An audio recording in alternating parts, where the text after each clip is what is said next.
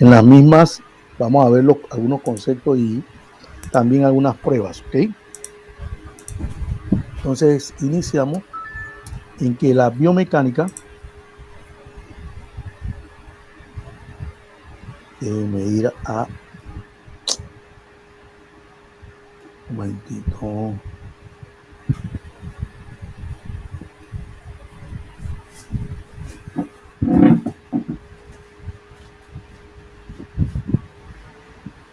Ok, avísenme si cambia, jóvenes. ¿Cambió?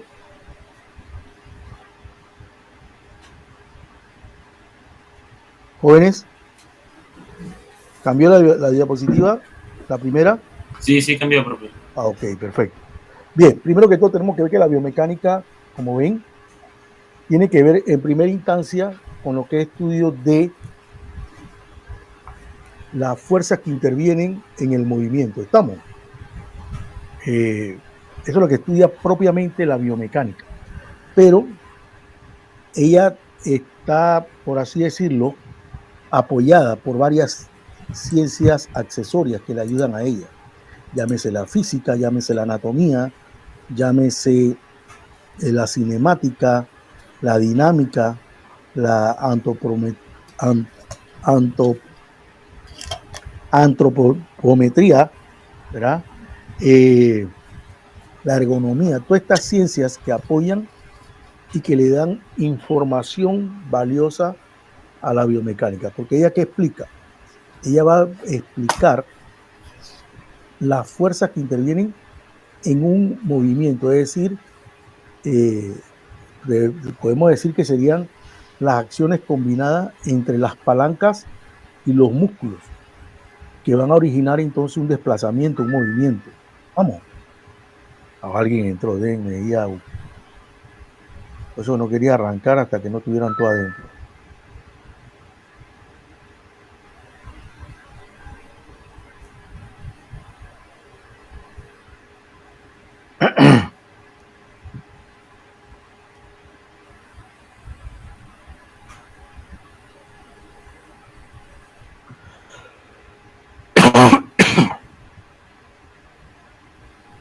Pero vamos a seguir. Entonces, lo que le decía, ella tiene que ver entonces con toda esta información y analizarla. Entonces, en el campo, muy importante porque también aquí hay ciencias ya propiamente clínicas, como es la kinesioterapia y la kinesiología, que se encargan entonces, uno, de este estudio de ¿cómo se llama? Del movimiento, para entonces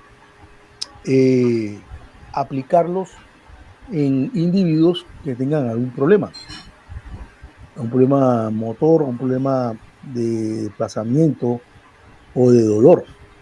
Entonces, a base de esto, de conociendo el movimiento de la articulación como tal, entonces se puede mejorar a base de, de, de hacer movimientos, de hacer esos movimientos, mejorar la eficiencia de la articulación o lo que tenga el sujeto lesionado. Entonces, muy importante esto. También, como ya le dije, puede ser apoyada por la electromiografía, aparte de que si tiene que ver con fuerza, acuérdense que los elementos que producen fuerza a nivel del esqueleto son los músculos. Así que si hay una lesión en algún músculo, la electromiografía es muy importante para identificar alguna lesión en un individuo. ¿Okay? Póngale que el individuo se cree que ha perdido fuerza, ¿okay? o que tiene contracciones involuntarias. Entonces la electromiografía pudiera ser una de las técnicas a analizar. ¿Okay? Puede ser también la neuroconducción. Todas estas tienen que ver con eso. ¿Okay? Entonces, muy importante esta parte porque como ciencias auxiliares de la misma biomecánica tenemos a esa cinemática que tiene que ver con el estudio propiamente del movimiento. ¿Okay? ¿okay? Y la dinámica que tiene que ver con las fuerzas que intervienen en el movimiento. ¿Okay? O sea, es decir, la fuerza que produce movimiento. Entonces, son los dos componentes importantes de esto. Y la antropometría, que tendría que ver entonces, junto con el aspecto anatómico, de las mediciones de estos segmentos, ¿verdad? O de las articulaciones propiamente, para conocer y establecer entonces la parte biomecánica en sí. ¿Okay? Entonces, como ven, la cinemática, como ya le dije, tiene que ver con el estudio de los movimientos. Aquí ya entramos en un plano mucho más tecnológico, por así decirlo, porque se basa en estudios mucho más formales, y que no es nada más medir, sino es grabar. Grabar o hacer videos de la actividad mecánica del individuo. Aquí se hacen estos estudios, bueno, en países muy avanzados, llámese en Europa, Estados Unidos, México, hacen estudios de este tipo. Alguien entró.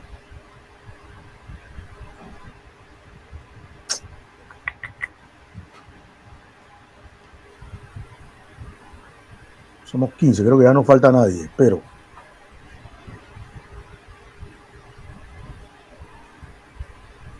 bien, entonces estos estudios se basan en colocar sensores en las articulaciones del sujeto que le estemos haciendo el estudio y grabar los mismos, ¿okay? Se le pone a hacer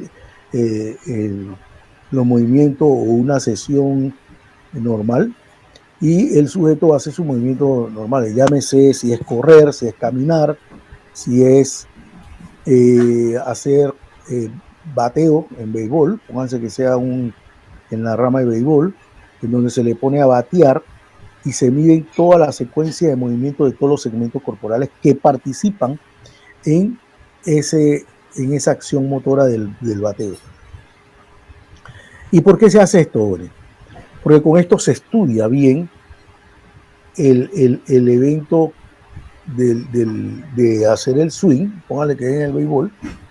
Entonces, esto se puede comparar con sujetos que tengan un gran averaje, un buen averaje de bateo, y con aquellos sujetos que no están teniendo un swing como se debe, o un promedio de bateo muy pobre, pero conociendo que el sujeto tiene poder. Entonces, ahí entran muchos aspectos de índole psicológico también. Uno, la selectividad al lanzamiento, entra la visión, usted no lo crea, entra cómo se para en el cajón de bateo, cómo hace el swing, si lo hace nada más con las muñecas o hace con el movimiento corporal completo, cuando arranca ese movimiento corporal. Todo eso lo mide este estudio con la cinemática. Entonces, lógicamente, se hace el patrón de bateo del sujeto, del que estemos estudiando, llámese, comparamos al que tiene buen promedio con el que no lo tiene, y entonces se determina qué le falta al que no tiene buen bateo, que desde el punto de vista biomecánico, qué está haciendo mal. ¿Okay? Entonces se le mandan a hacer esos cambios, llámese en la posición en el cajón de bateo, claro, lógicamente también cómo está haciendo el swing, ¿okay? A qué nivel lo hace, en qué forma lo hace.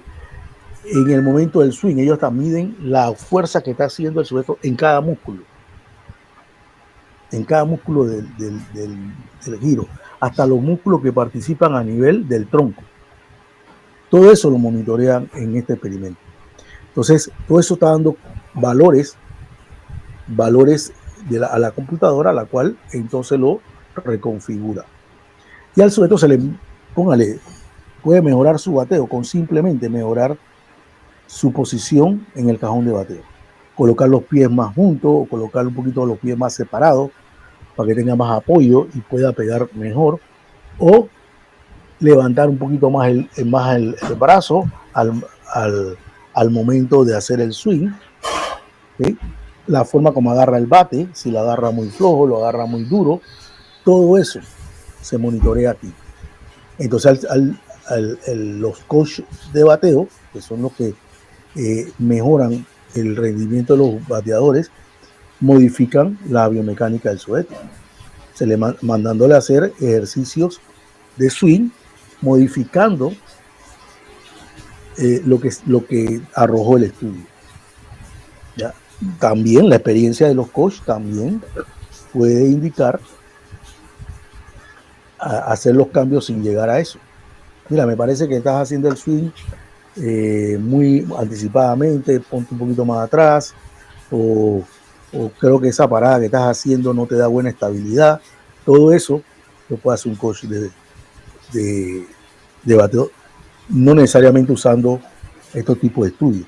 Ahí en el basquetbol igual también se usan para los saltos, los jumping, también se han estudiado bastante esto, principalmente por lesiones jóvenes, porque hacen saltos muy altos, pero al momento de caer, caen de forma sin amortiguar caída y generalmente tienen lesiones a nivel de tobillo, a lesiones de rodilla. Todo esto es parte de estos estudios, ¿okay? Entonces, y en el caso entonces de esto nada más es en cuanto al movimiento, jóvenes, sin entrar a la parte de la fuerza, ¿ok? Ahí entra entonces lo que es la dinámica, ¿ok? Ahí entra entonces lo que es la dinámica, que es la que entra o participa, es la que se va a encargar de estudiar entonces qué fuerzas están interviniendo, qué músculos son los que están haciendo fuerza de más o no lo estás poniendo a participar como debe ser, producto a la misma posición que está utilizando. Entonces, ahí se ven las fuerzas que intervienen en la acción. Póngale, pues, eso que yo le decía antes, si en el caso del swing, si el sujeto al momento de hacer el swing, en vez de utilizar todo el cuerpo, o sea, todo lo que es el tronco y la mano, nada más utiliza lo que son las muñecas, porque hay jugadores profesionales que se dedican nada más a batear a base de muñecas, es decir, no usan, sí giran el cuerpo, pero no es la mayor fuerza. El movimiento en sí del bate lo hacen es con la muñeca. Generalmente no son jugadores de batazos largos, sino de colocar la bola. A pesar de que no son de tanto poder, pero son más efectivos, ¿ya? Y se aceptan. No tuvimos en Panamá un representante nuestro en los Estados Unidos que fue campeón bate por varias veces, como 9 veces creo que fue campeón bate a lo largo de su carrera. Se llama Rod Carew, como el nombre del estadio. Él fue campeón bate de la liga profesional en Estados Unidos, la Grande Liga, como 9 veces, con promedio de 360 y pico, 340 y pico, en ese entonces, pues hace ya más de 20 años. Y él está en el Salón de la Fama, además. Y se dedicaba a batear así, a punta de muñeca.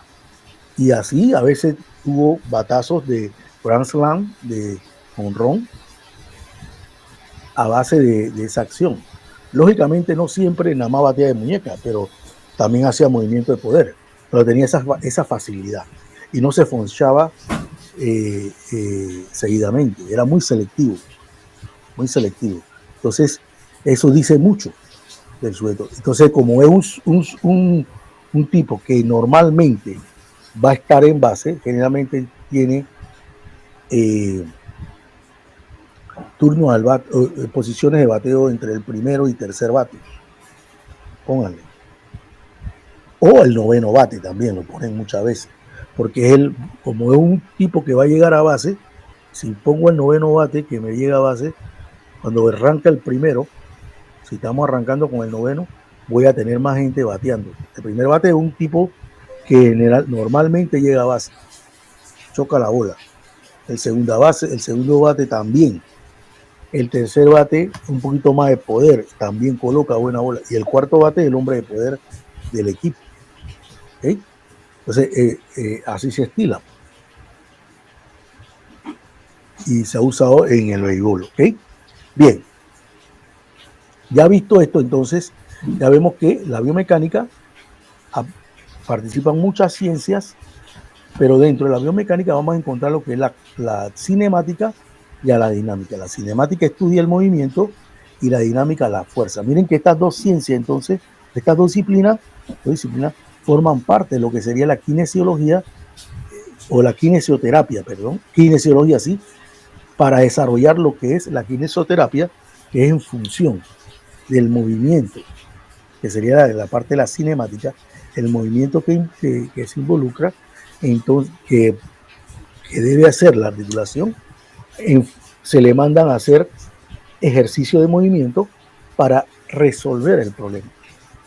Miren, la kinesioterapia, a usted, si usted tiene una lesión, ejemplo, si usted tiene el tobillo lesionado, tuvo un esguince, por decirle algo, y le mandan terapia, lo primero que le van a poner es a poder desplazar el tobillo, o sea, buscar movimiento del tobillo. Entonces se le ponen especie de botellas y usted tiene que girarlas con la planta del pie, moverla. Y eso va a hacer que la articulación que está lesionada comience a tener movilidad. Porque lo que se busca con la kinesioterapia es que su movilidad sea la normal, no esté usted no sienta dolor, no esté adolorida o no tenga buen movimiento. Lo que se busca es que ella tenga buen movimiento. Entonces, con esto y se le va a mejorar haciendo ciertos movimientos de la misma articulación. Entonces se le mandan a hacer esto, se le mandan a hacer, pónganle baño en frío y calor para mejorar. Si es una lesión, pónganle de inflamación, se le ponen eso, se le ponen los electroestimuladores, pero sobre todo son movimientos en lo que es la kinesioterapia. ¿Okay? Movimiento o el uso también de algunos dispositivos que mejoran entonces la lesión. Ejemplo, en el caso cuando usted tenga un yeso, para usted tener movilidad, que le mandan unas muletas. ¿Okay? Y después que usted le quitan el yeso, lo mandan a hacer ejercicios de movilidad. Movilidad en la planta del pie, para que el tobillo gane fuerza y gane movilidad. ¿Ok? Bien. Bien, la antropometría, bueno, son las características, como ven ahí, de las propiedades del aparato locomotor, hueso y músculo. Pero midiendo estos segmentos corporales o la talla de la persona, todo lo que pueda ser medible sería la antropometría. Muy importante, jóvenes, porque cuando hablamos de segmentos corporales, hablamos también de parte del hueso. Pónganle el hueso del húmero, es un segmento corporal. Y ese segmento corporal es muy importante porque usted puede conseguir el centro de gravedad por segmento y a nivel del cuerpo. ¿Okay? En los segmentos no es igual que a nivel del corporal. En los segmentos, el centro de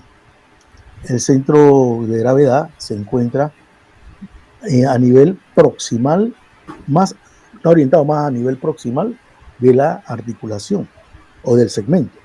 Entonces, cuando hablamos así, decimos que el centro de gravedad se divide en 9 partes, ¿ok? Y se dice que puede estar a 5 novenos o a 4 novenos. Entonces, como se dice que está más orientado hacia la próxima, podría ser que está a 4 novenos, ¿ok? Entonces, ese es en la parte por segmento. En la parte corporal lo vamos a ver más adelante. Y esta parte de antropometría también es importante, jóvenes, porque permite en cierta forma medir ciertos parámetros corporales que pueden servir para comparar rendimiento de ciertos atletas o ciertas personas en la actividad que están haciendo, o recomendar qué tipo de personas, de qué talla son recomendables para tal actividad. ¿Okay?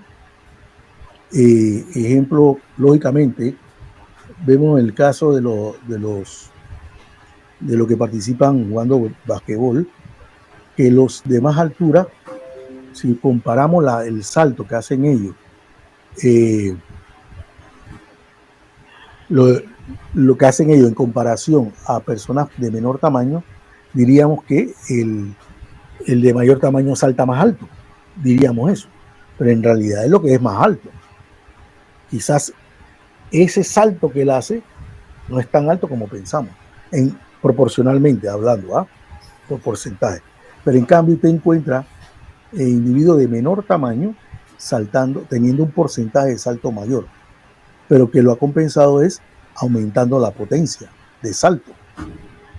En cambio, esas personas altotas, 2 metros y pico, ellos saltan, pero usted verá que el salto que hacen en comparación a su talla no es la gran cosa. Es significativo por la altura que ellos tienen. Pero en cambio, te ven jugadores en ligas profesionales y hasta en barrios enanos y saltan más que los grandotes.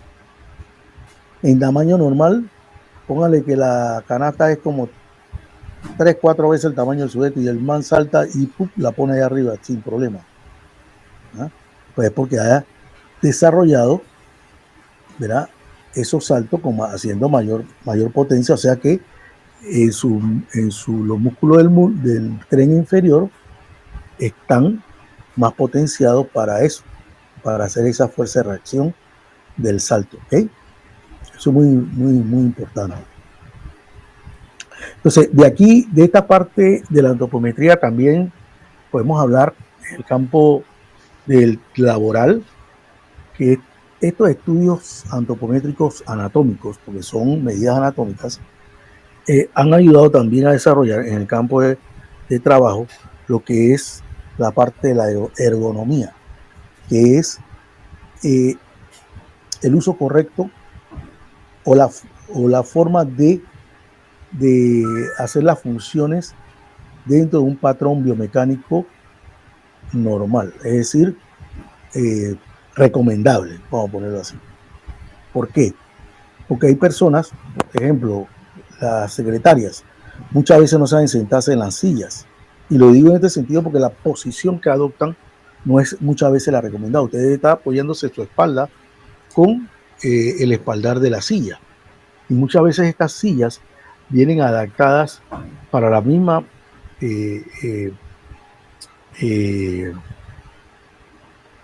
actividad. ¿Okay?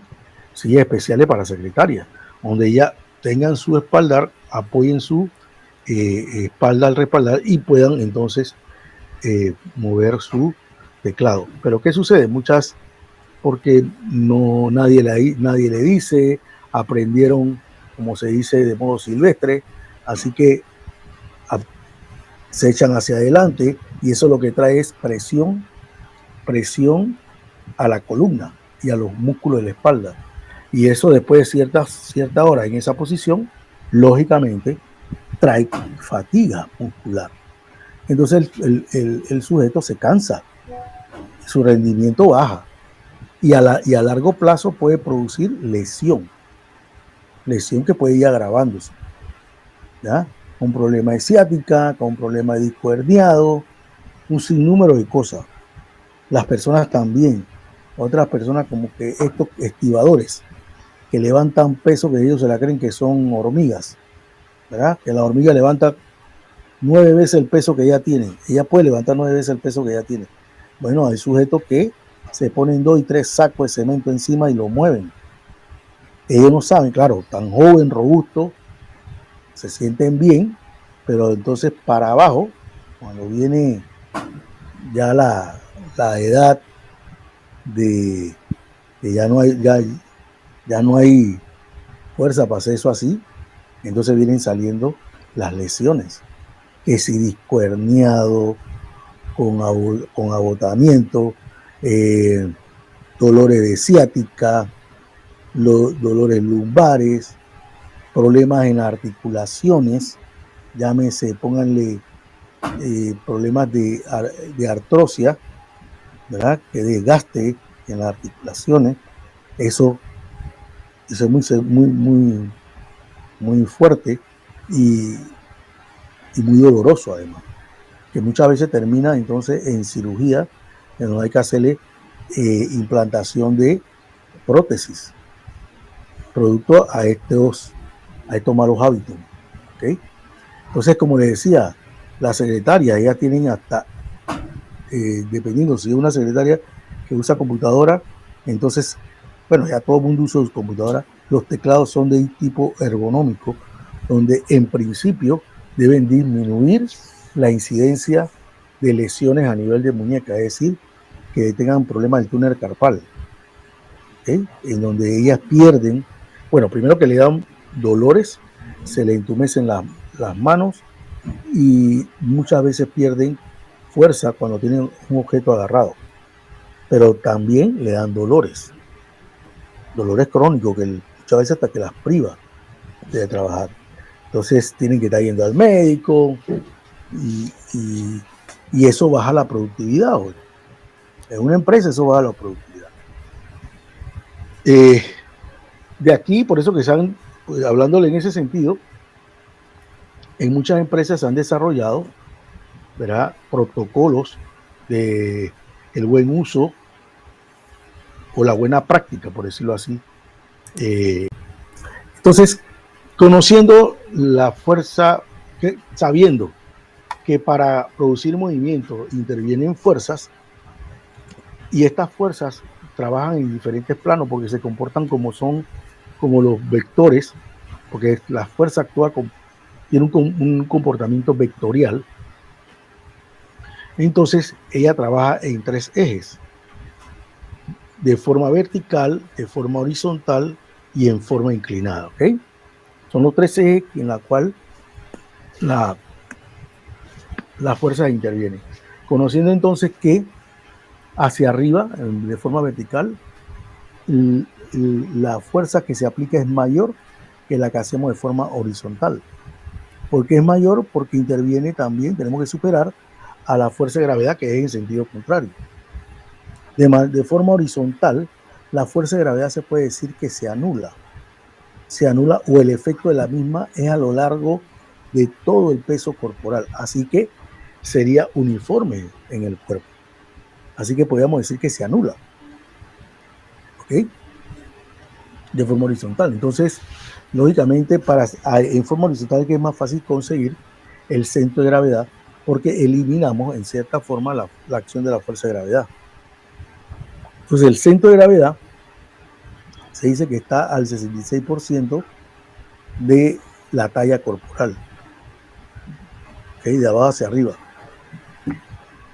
Y se encuentra propiamente a nivel de la segunda vértebra sacra, a nivel de la cintura pélvica, sí, la cintura pélvica. Entonces, este centro de gravedad no es fijo, por así decirlo, va a ser un centro de gravedad móvil, en el cual, dependiendo de la posición que estemos, así mismo el centro de gravedad se va a mover.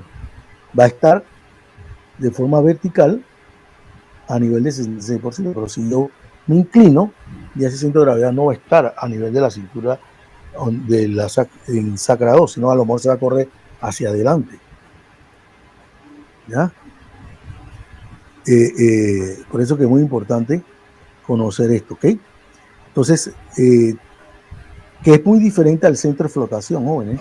Miren, en el caso del centro de flotación es contrario, pero aquí hay que tomar en cuenta que en el centro de flotación o la flotación es porque ahora el agua, nosotros tenemos que afuera la fuerza de gravedad juega un papel importante, pero en el agua, cuando nosotros nos tiramos, el agua tiene una acción de sacarnos, o sea que hay una fuerza contraria al nosotros introducirnos en el agua. Al nosotros entrar en el agua tiende a sacarnos.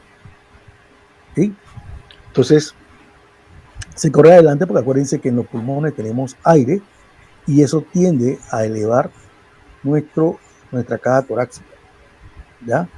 Entonces, eso por eso que el centro de gravedad cambia. Bien. Entonces, el centro de gravedad,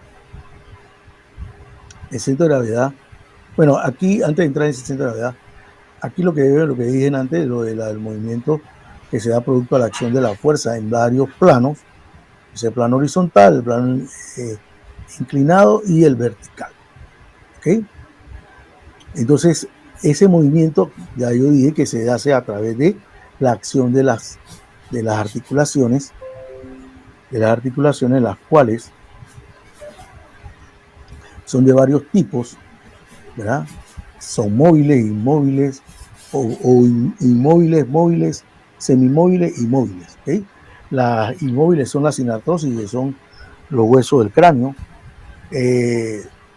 La anfiartrosis, que son las semimóviles, ahí tenemos en las semimóviles tenemos a los huesos de la columna vertebral, los cuerpos vertebrales, las sacroiliacas también, ¿ya? Son semimóviles, y las móviles, que son la diartrosis. Entonces ahí tenemos a lo que son, hay más, son la de los miembros, pónganle la de rodilla, a nivel de la cintura, a nivel del hombro, del codo, de la muñeca, o sea, serían móviles, a nivel de la rodilla, como dije antes, y también la temporomaxilar, a nivel de la mandíbula. ¿Okay? Tenemos la que tiene que ver entonces con el movimiento de cabeza, esa también. Entonces, esto en función al movimiento. Hay otras que son en función de cómo están dotadas. Que la vemos acá, cómo están dotadas, cómo son. Entonces aquí cómo son, mira, aquí tenemos una que se llama silla de montar. Esas son las que están a nivel de los metacarpianos y a nivel del esternoclavicular. ¿Okay? Esternoclavicular es decir, a nivel del tórax, esa unión entre ellas tienen este tipo de articulación. Esternoclavicular a nivel de clavícula y con el esternón. Tenemos la de pivote, miren, ahí tenemos al atlas y a la axis, que son las que mueven la cabeza propiamente. Miren que la cabeza se puede mover hacia adelante, hacia atrás y hacia los lados, ¿no? Lateral. Ella gira lateralmente y hacia arriba y hacia abajo. Tenemos entonces la condilia. Ahí tenemos entonces los metacarpos, como ven ahí, falanges, la occipita toroidea, y tenemos la temporomaxilar, que tiene que ver entonces esta con temporomaxilar con la acción del maxilar inferior. Tenemos entonces las esféricas por su forma. Ahí tenemos entonces la húmero escapular, como también la coxofemoral. Esta es la coxofemoral, esta que tenemos aquí, porque este es el húmero y acá es el coxis. Entonces aquí está el acetábulo, que es donde encaja la cabeza del fémur. Él encaja aquí y todo esto está forrado con ligamento y por arriba entonces músculo. ¿Okay? Es importante que estas articulaciones que ustedes ven aquí están formando como una cápsula y presentan un fluido que se llama el líquido sinovial, que permite entonces lubricar esa zona y que permite también que se dé el recambio del tejido de cartílago. Entonces es muy importante estas que son así porque tienen un fluido y tienen ligamentos que mantienen a la articulación en posición. Y ese fluido permite entonces la articulación o disminuye la resistencia que se da por el movimiento constante de los huesos. ¿Okay? Entonces ese cartílago permite que la fricción disminuya y que no se dé un roce entre hueso y hueso.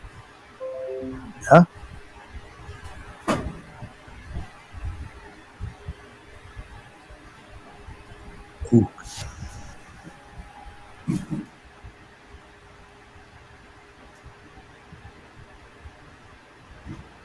Es que me salí.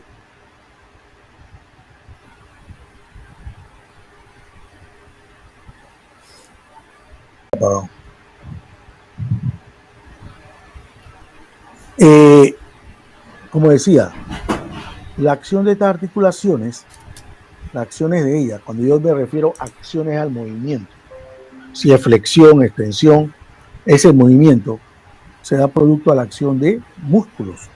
¿Okay? Y en función de la acción de esos músculos, estas articulaciones producen ciertos movimientos, como son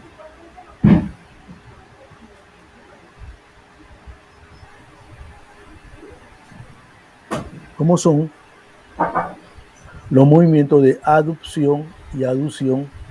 El movimiento de aducción tiene que ver con el acercar el elemento anatómico hacia el punto medio, ¿okay? de la posición del mismo. Es decir, cuando yo regreso, póngale, yo tengo extendido el brazo, abierto el brazo, y yo lo regreso hacia el cuerpo, es el movimiento de aducción. El movimiento de abducción sería lo contrario, cuando yo lo alejo del cuerpo. ¿Okay? El movimiento de pronación tiene que ver mucho con la parte anterior y posterior del elemento anatómico. Si hablamos del cuerpo, entonces la parte ventral es la parte de acá de lo que es el tórax, toda esta área, que es la parte ventral o anterior, y la parte dorsal o posterior, que es la parte de la espalda.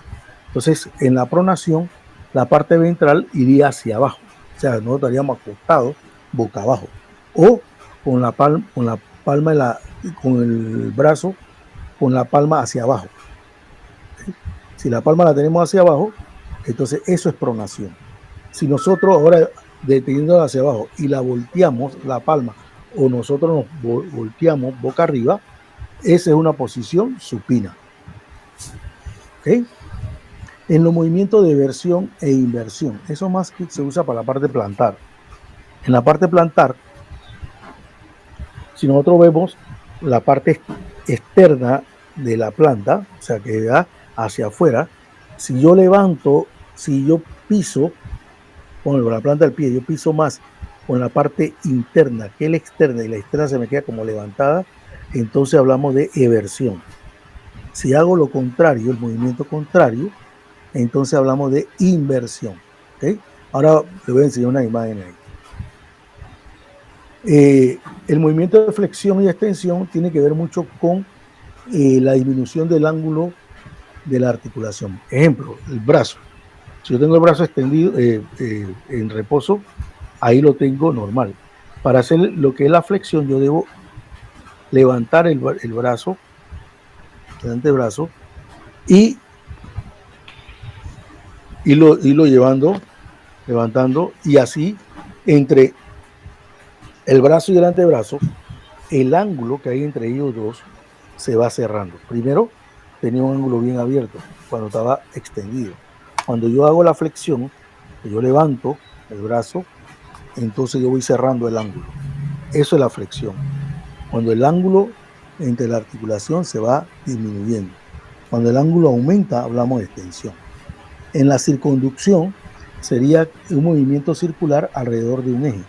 Es decir, si yo agarro el brazo, lo pongo de forma horizontal, lateralmente, primero he hecho la aducción y luego lo mantengo ahí y hago un movimiento alrededor de ese eje. Ese movimiento circular Es lo que llamamos circunducción. ¿Okay? Como ven, este tipo de contracciones que se dan en los movimientos, porque es la contracción de los músculos jalando a las palancas, tenemos entonces que se dan dos tipos de articulaciones, dos tipos de contracciones, perdón, la isométrica y la isotónica. En las isométricas, como ven, tiene que ver entonces con que la carga que vamos a levantar es mayor a la fuerza con la cual hace el músculo, la fuerza máxima que hace el músculo. Entonces el músculo lo que hace es que se contrae más, no se acorta, porque no puede acortarse, porque no produce la potencia suficiente para levantar el peso. En el caso de las isotónicas, ahí es lo contrario, ella produce más fuerza que la misma carga. Pero aquí hay dos tipos de contracciones.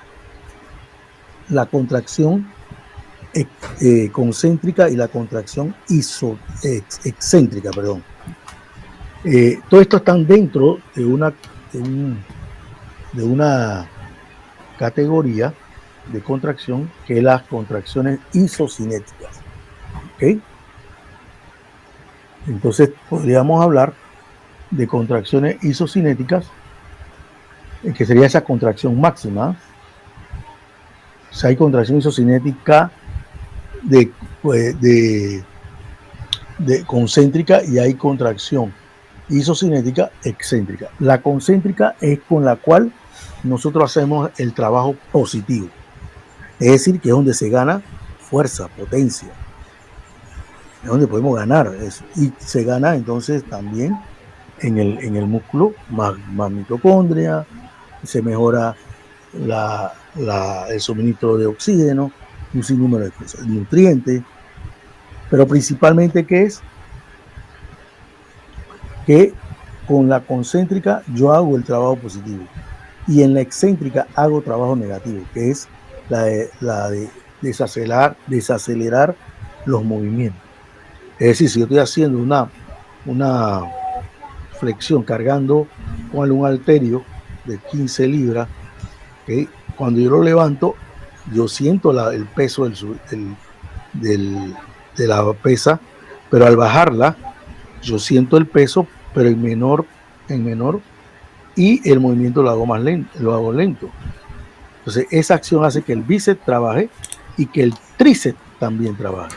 Por eso que se dice que el trabajo es negativo, porque no va dirigido al músculo que estamos entrenando. Claro, él hace ejercicio, pero no como en la flexión. Aquí vemos entonces las imágenes. Este es el movimiento de separando los brazos del cuerpo, sería el de abducción, y el de aducción sería retornando la extremidad al cuerpo.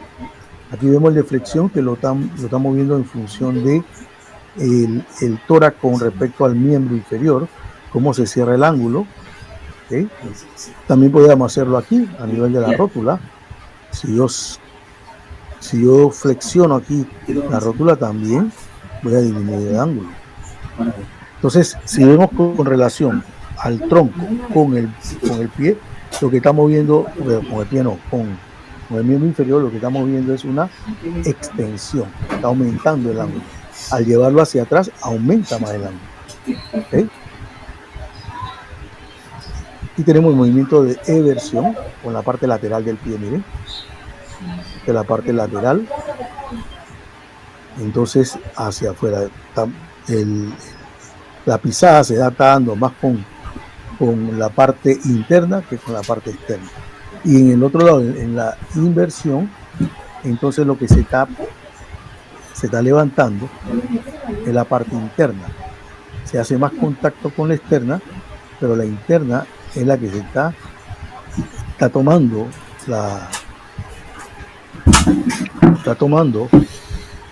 la acción, sí, que levantamos la parte interna del pie. Fíjense que en la eversión es la lateral que la levantamos. Hace contacto más la interna que la externa. Y en la inversión se hace más contacto con la externa que la interna.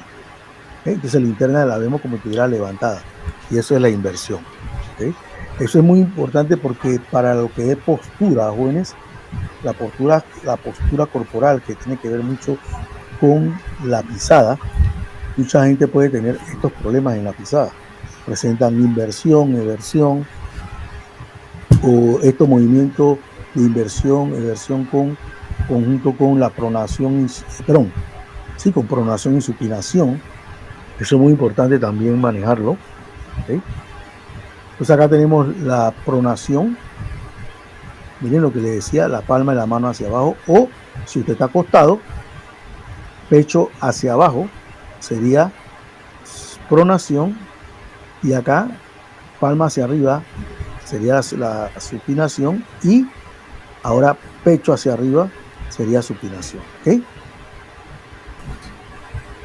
Bien, aquí vamos a ver algunas pruebas que ustedes que están descritas en el laboratorio, en la guía, tienen que leerlas.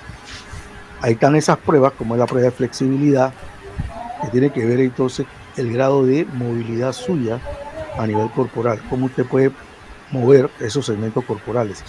Entonces, uno se coloca así como está la línea, pero en este caso usted no debe usar zapatillas, sino los pies desnudos colocados en el cajón de flexibilidad o flexómetro. Entonces, las piernas deben estar totalmente extendidas, como ven ahí, no pueden estar dobladas. Usted se pone, como yo ya sentado, extiende los brazos hacia arriba, los une la palma de las manos y las extiende hacia adelante, ¿ok? Hacia adelante, hacia donde está el sobre, de el cajón.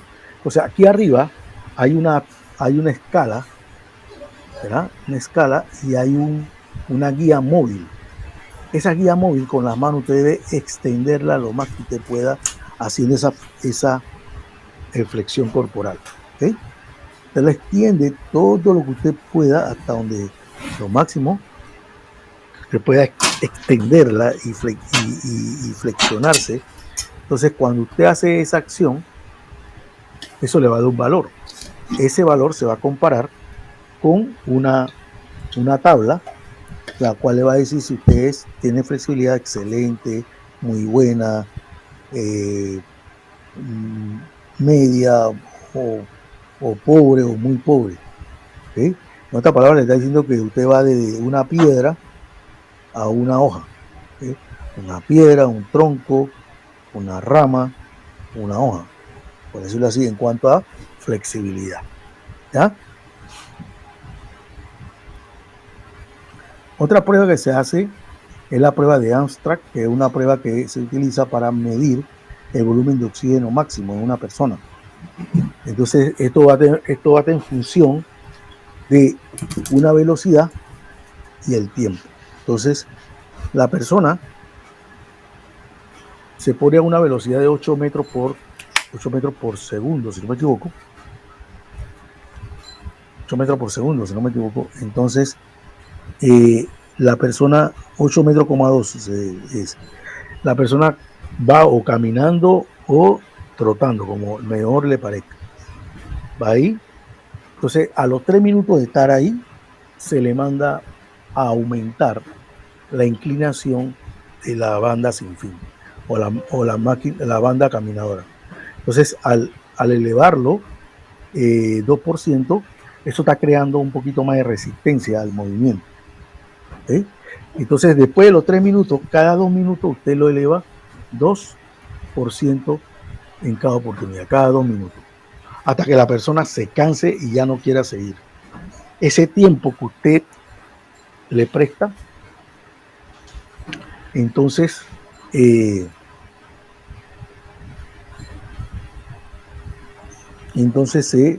se lleva una fórmula.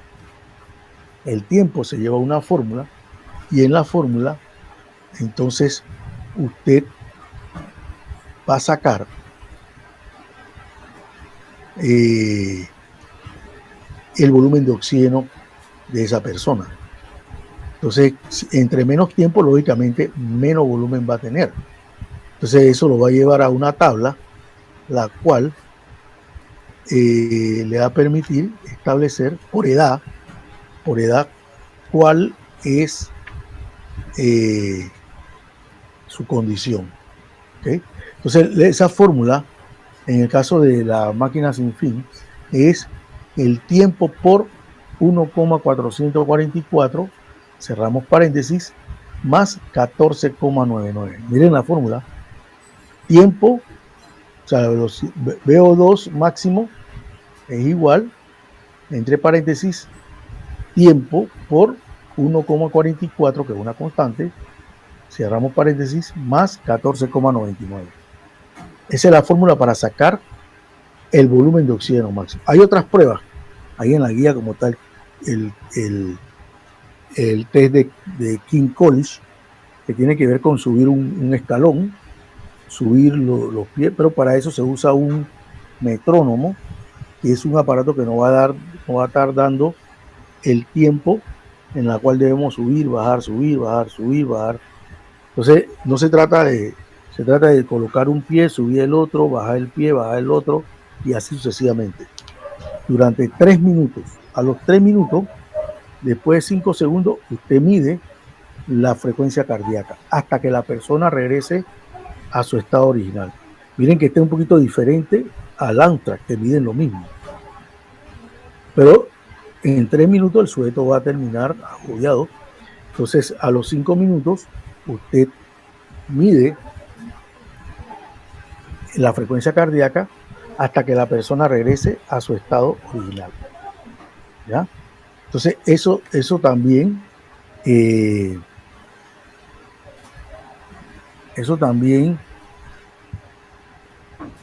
¿cómo se llama?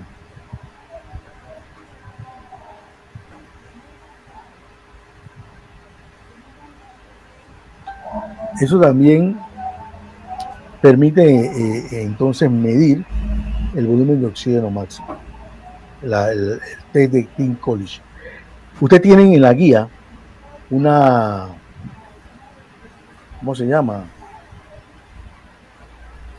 Una autoevaluación en la cual en las primeras partes tiene que ver con ciertas preguntas de la parte biomecánica y en la otra tiene que ver con medidas y cierto registro de algunas pruebas.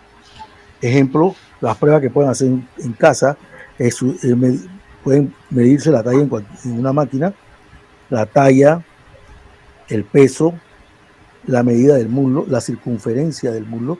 Esa circunferencia del muslo la hacen desde el punto inguinal, es decir, donde está la unión entre el muslo y el tronco. Desde ahí usted pone una cinta hacia el muslo y mide 10 centímetros. Cuando usted mide los 10 centímetros, a donde están los 10 centímetros es donde usted va a medir la circunferencia del muslo. Y eso es importante, jóvenes, porque permite que usted pueda determinar si la persona haciendo un protocolo de entrenamiento está ganando peso, pero si está ganando peso a expensas de aumento de masa muscular o por pérdida de tejido graso. ¿Okay? Eso es muy importante.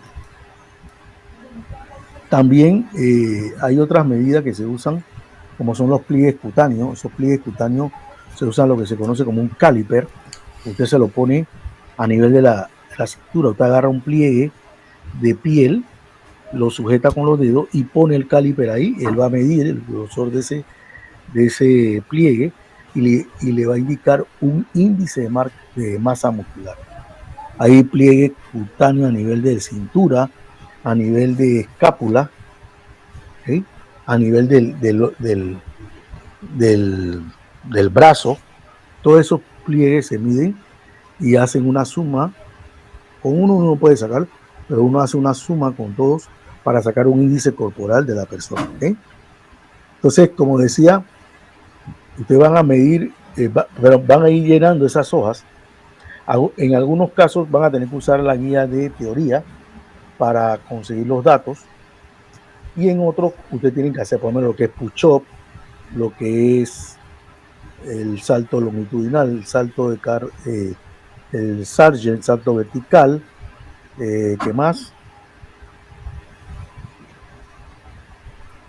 Bueno, la mayoría de estos ustedes pueden hacer en casa, ¿ok? Entonces, muy importante esa parte para la próxima. Ya en el próximo laboratorio yo voy a traer el resto de las pruebas y las vamos a ir revisando, ¿ok? Entonces, esta es la última por hoy. Así que abran sus cámaras